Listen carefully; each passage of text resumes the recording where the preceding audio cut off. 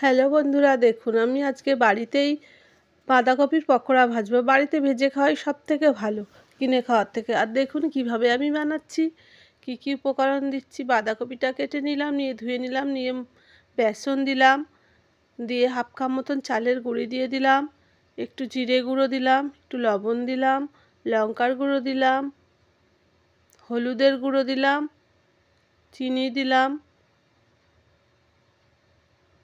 লঙ্কা একটু কুচিয়ে দিলাম, আর একটু বেকিং পাউডার দিলাম, দিয়ে ভালো করে মেখে নিচ্ছি। একটু হালকাভাবে একটু জল দিলাম, একটু আদা বাটা দিলাম, সমস্তগুলো বেশ হাত দিয়ে ভালো করে পেস্ট করে নিলাম, ফেটিয়ে নিলাম। নিয়ে এবার ঘরে ভেজে খেলেই কি দারুণ হয়ে যাবে। বাঁধাকপি সবসময় তো তরকারি ভালো লাগে না, তাই একটু পকোড়াও মাঝে মধ্যে ভেজে খেলেও মুখটাও ছেড়ে যাবে।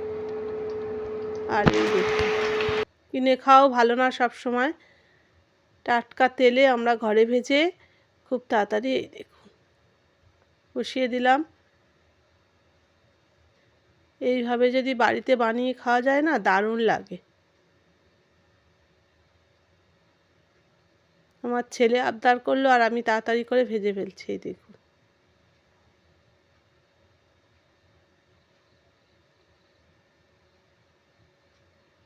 এইভাবে আপনারাও বাড়িতে বানিয়ে খাবেন। সত্যি বলছি, দারুণ লাগে কিন্তু। আমি অনেকবারই করেছি।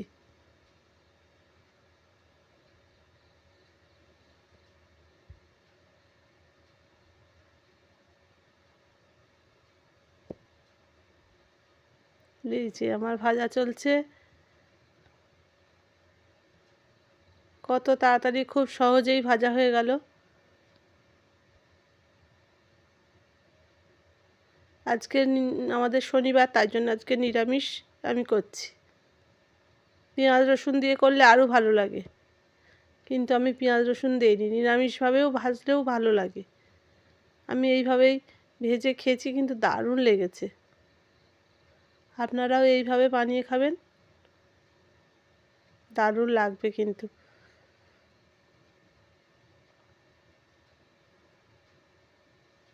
কত তাড়াতাড়ি, কি সহজ একটা রেসিপি দেখুন। বাঁধাকপি তো সবার ঘরে এখন খুবই সস্তা বাঁধাকপি। আর এই সমস্তগুলো দিয়ে যদি ভাজা যায় একটু তেলে, উফ, গরম গরম খেতে দারুণ লাগে।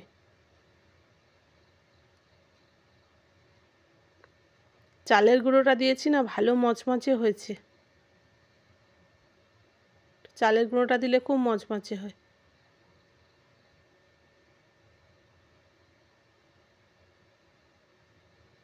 আমার এতগুলো বাঁধাকপির পকোড়া ভাজা হয়ে গেল,